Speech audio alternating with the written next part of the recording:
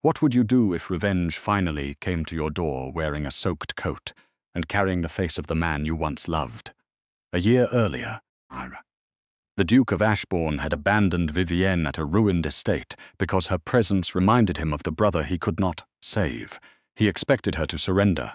Instead, she uncovered a forgotten spring beneath the land, and restored its orchards, and turned Blackthorn Hall into an estate wealthy enough to purchase its own freedom. Now the Duke had lost everything, and every inn in the county had been warned not to shelter him. Vivienne allowed him one attic room at the same price charged to any stranger. But that night, she found him standing before a portrait that had been concealed behind the wall for 40 years, and its painted subject's neck hung the same silver key Vivienne had discovered inside her late husband's final letter. What door had he intended her to open 12 months before that stormy night on it? Vivienne Ashbourne had arrived at Blackthorn Hall in a carriage that departed before her single trunk had been carried through the door. The coachman would not meet her eyes. He placed her luggage beneath the cracked stone portico, crossed himself when the wind stirred the dead ivy, and drove away so quickly that one wheel struck the gatepost. Vivienne watched until the carriage disappeared behind the black yew trees, vanished. Only then did she unfold the letter bearing the Duke's seal. Lord Alistair Ashbourne had written 6 sentences.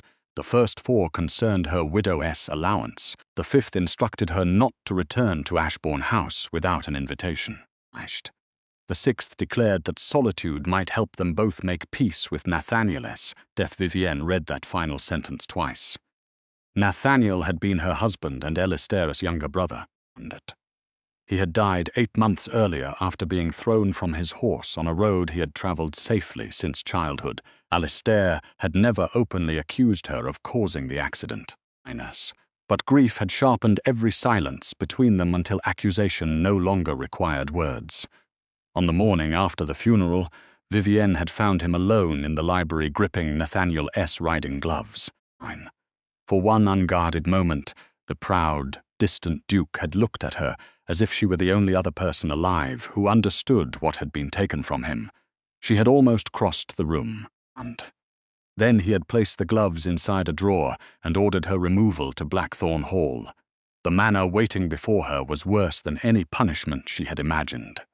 Rainwater ran down the entrance steps. Half the windows were boarded shut, and the western gable leaned visibly away from the rest of the house.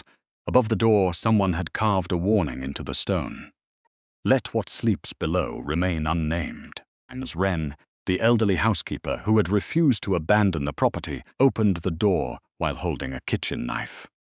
If you have come to claim the house, she said, you are the 4th this year. Come because the Duke wishes to be rid of me. Mrs. Wren lowered the knife. Then you may be the first person Blackthorn chooses to keep. Vivienne might once have dismissed such words as village superstition. Rather, a land surveyor who had taught her to read gradients, rainfall tables, and drainage maps before society taught her to hide that knowledge, had believed every mystery possessed a physical cause. Yet Blackthorn Hall offered mysteries faster than she could name them. The kitchen well was dry despite 3 weeks of rain. Apple trees in the southern orchard had died in perfect circles. Water could be heard moving beneath the cellar floor, although no spring appeared on any estate map. Most troubling of all, someone had recently burned the estate account books inside the cold library fireplace. Fresh. Enough to stain Vivienne's glove. She crouched beside the grate and recovered one surviving corner of paper. It contained 3 figures, Nathaniel's initials, and a payment dated 2 days after his death. Mrs. Wren went pale when she saw it. Before Vivienne could question her, a rook struck the library window hard enough to crack the glass. Bright fell from its beak and rolled across the floor. It was a silver key no longer than Vivienne's smallest finger, engraved with a thorn curling around the letter A. I had seen it before. On the night before Nathaniel's fatal ride, he had begun writing her a letter but left the page unfinished. After his death, only one complete sentence remained beneath the blot of spilled ink. Alistair sends you to Blackthorn, find the silver key before they do. Vivienne closed her hand around the cold metal. The Duke had believed he was sending her somewhere she could be forgotten. Her dead husband had known she would be sent there, and someone had already begun destroying the evidence before she arrived. The following morning, Vivienne asked Mrs. Wren who had ordered the ledgers burned. The housekeeper denied knowing, but her eyes moved toward the north corridor. Vivienne followed that glance and found a locked estate office behind a warped oak door. The silver key did not fit, and she spent the next 3 days examining the house, not as a frightened widow, but as the surveyor's daughter she had once been allowed to be. She measured the exterior walls with a knotted cord, compared those measurements with the interior rooms. The north corridor was 9 feet shorter inside than it should have been. There was a hidden space behind it, but no visible entrance. She marked the discrepancy in a notebook and turned to the land. Blackthorn possessed 800 acres, 2 tenant farms, a mill, and an orchard that local people said had been barren for 20 years. Yet the soil beneath the dead trees was dark and fertile. When Vivienne drove an iron rod into the ground, it came back wet. The trees had not died from drought. Their roots had drowned because an old stone channel beneath the orchard had been blocked. She hired Thomas Bell, a mason from the village, by selling the pearl clasp Nathaniel had given her on their wedding journey. And they uncovered the channel and found it packed with clay, wool, and broken slate. It was not neglect. Someone had deliberately stopped the water when the obstruction was cleared. The spring rushed through the channel with such force that it turned the abandoned mill wheel downstream. Villagers gathered to watch the wheel move for the first time in a generation, asked themselves. Others laughed. Mrs. Wren only looked at Vivienne and said, "The curse appears to respect engineering. The discovery changed everything." Thorn Spring ran warm throughout winter and contained enough mineral heat to protect the lower orchards from early frost. Vivienne replanted apples, pears, and medicinal herbs on it. She offered the abandoned cottages to 3 families in exchange for labor until the first harvest.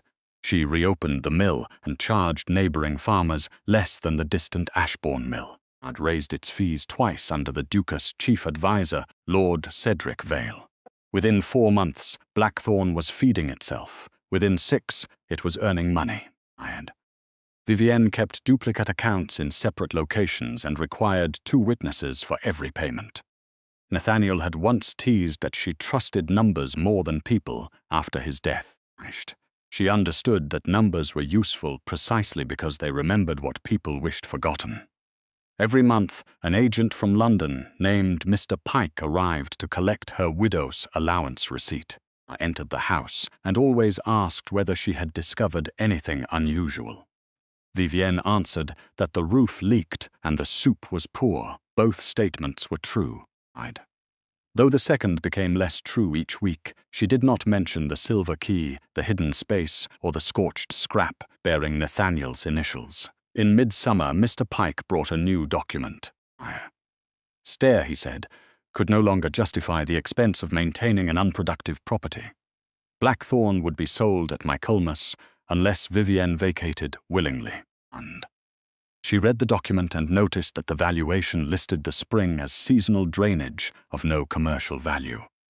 Someone in London knew the spring existed and needed it dismissed before a purchaser examined the land.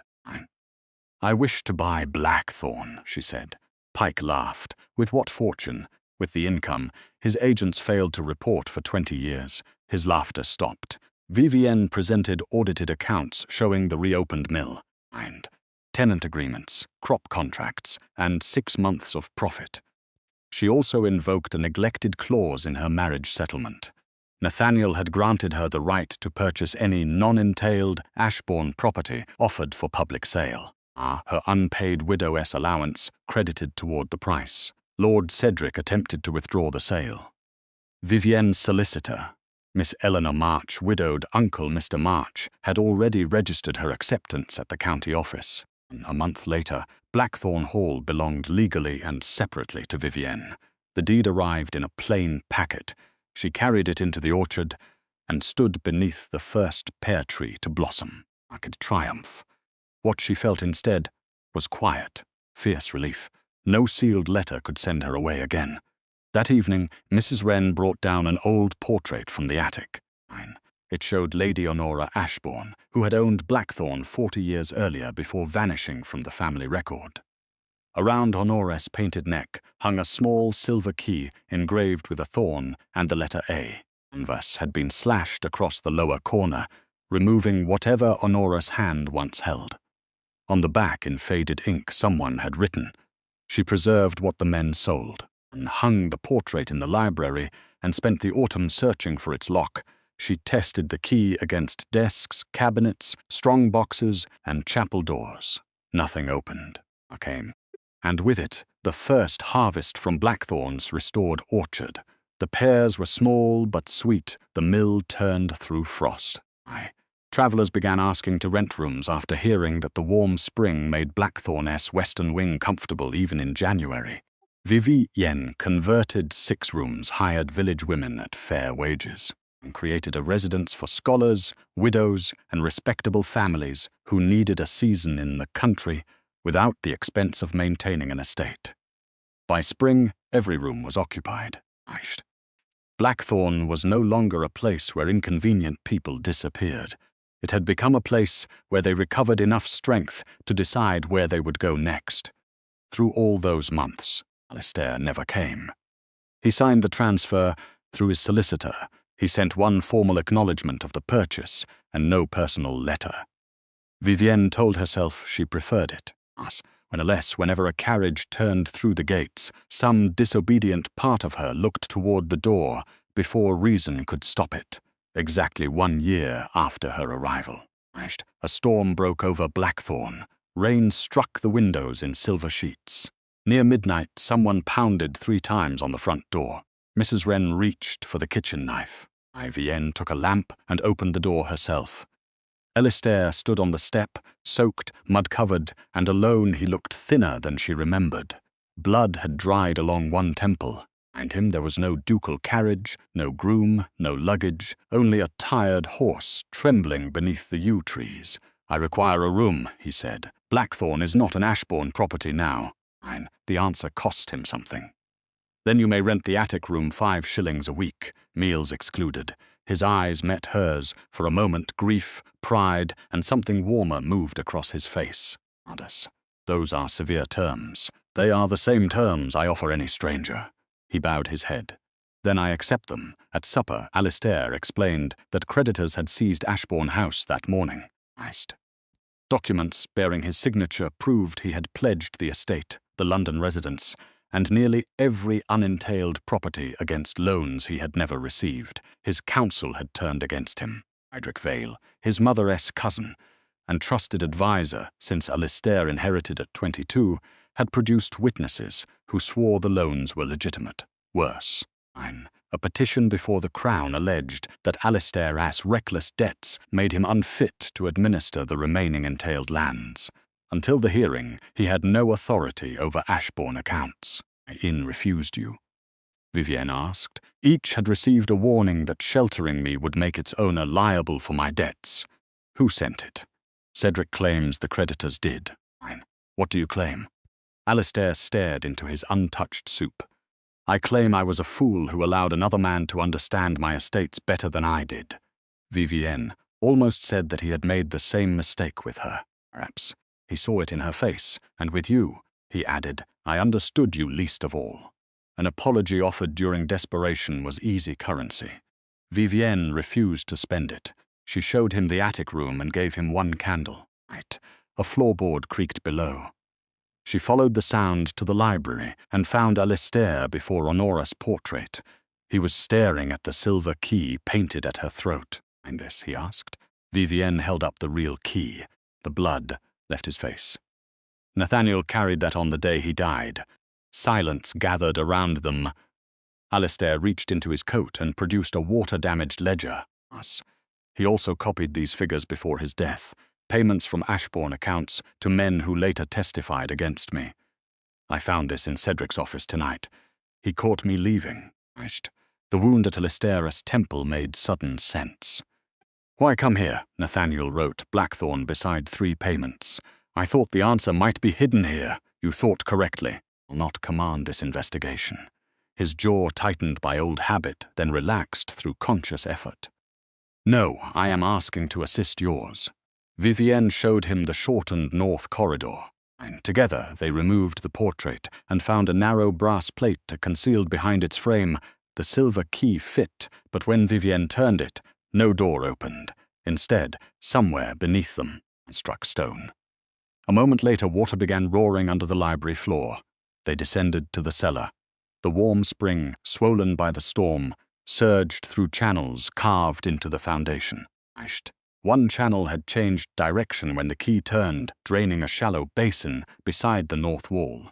As the water fell, it revealed 3 steps descending to an iron door. The hidden chamber was not behind the corridor. Beneath it, the key opened the door.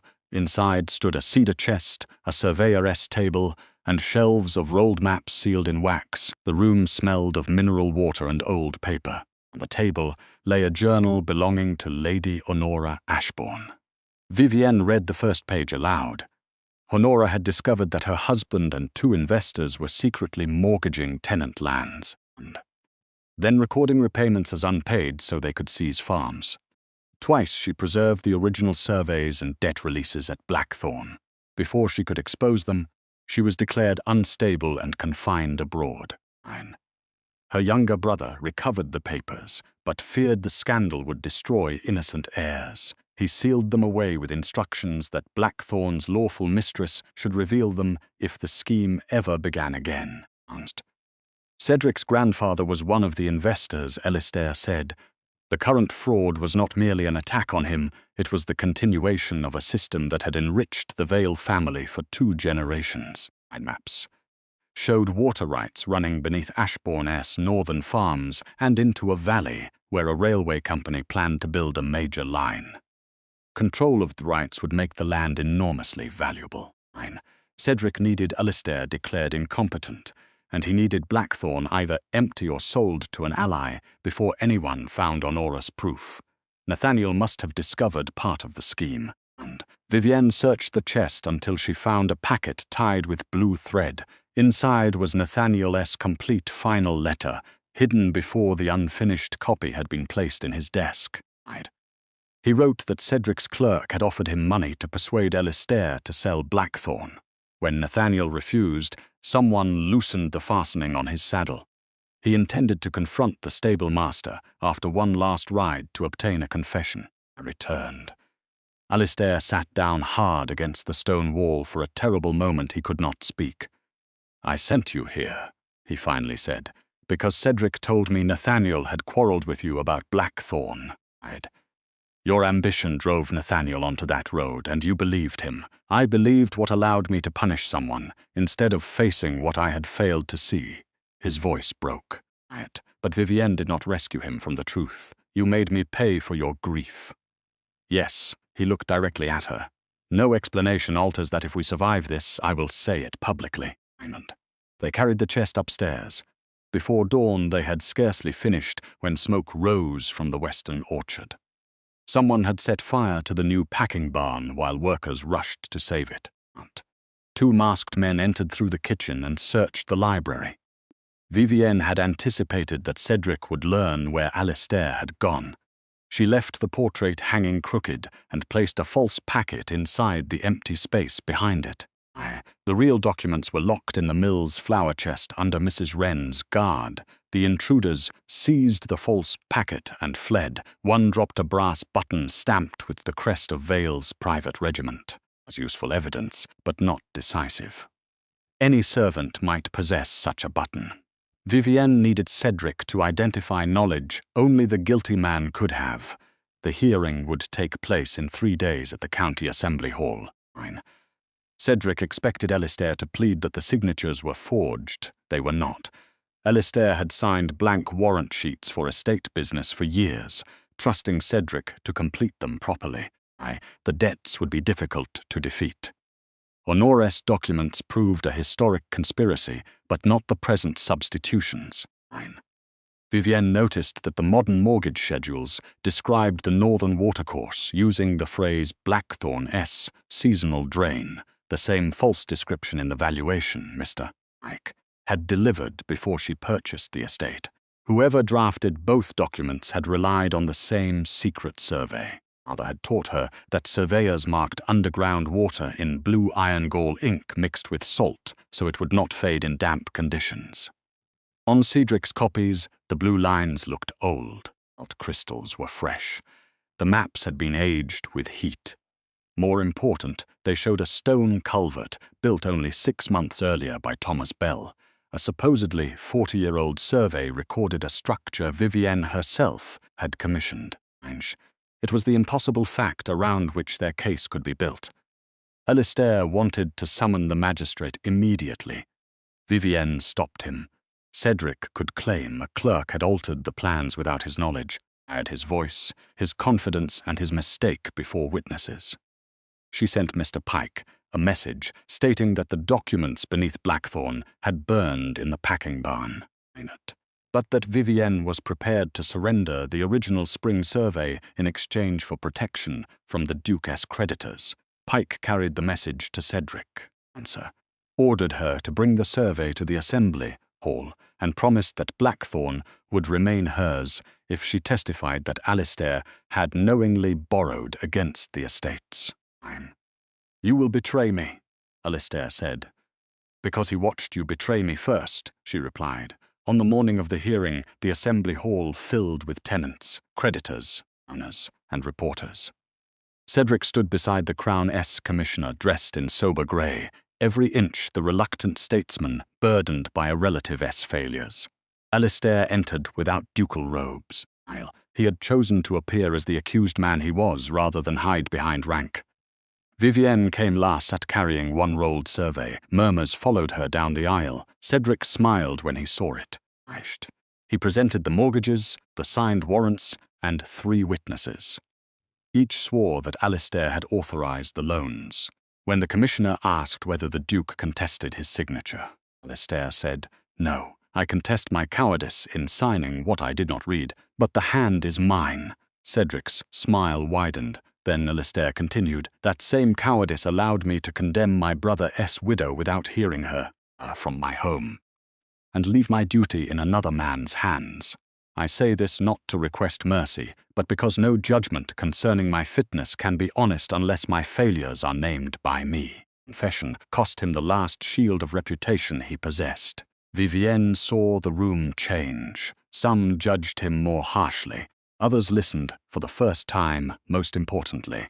Cedric relaxed. He believed Alistair defeated. Vivienne was called. Cedric's counsel asked whether she had brought the original Blackthorn survey. "I brought the document Lord Cedric requested." And Cedric interrupted. "The blue water survey found behind Lady Honora's portrait?" Silence dropped across the hall. Vivienne had never told Pike where the survey had been found, or what color marked the water. Her message called it only the original spring survey. Cedric realized his error too late. "How did you know it was behind the portrait?" she asked. "Family tradition." "Then perhaps you can identify the portrait." A servant uncovered Honora's painting. Cedric called her lady. Honora. Vivienne asked why the family records listed Honora as dying in childhood. He had no answer. She unrolled the false survey he expected. Then laid Thomas Bell's building invoice beside it. The survey bore a date 40 years earlier, yet showed the culvert Bell had constructed 6 months ago. Bell testified. The ink was examined. Fresh salt crystals glittered beneath a magnifying lens. Mr. Pike, seeing Cedric's position collapse, admitted that he had delivered the false valuation and warnings to the inns. Mrs. Wren produced the ledger scrap rescued from the fire. Alistair produced Cedric's payment ledger. Finally, Vivienne opened Nathaniel's preserved letter and read only the lines necessary to establish his investigation and the tampered saddle. The stable master, who had been hidden under protection at Blackthorn since the fire, entered the hall and confessed that Cedric paid him to loosen the fastening. He had remained silent because Cedric threatened his daughter, and Cedric attempted to flee, but tenants from Blackthorn blocked every door. The commissioner ordered his arrest for fraud, conspiracy, arson, and Nathaniel's killing. The false debts were suspended.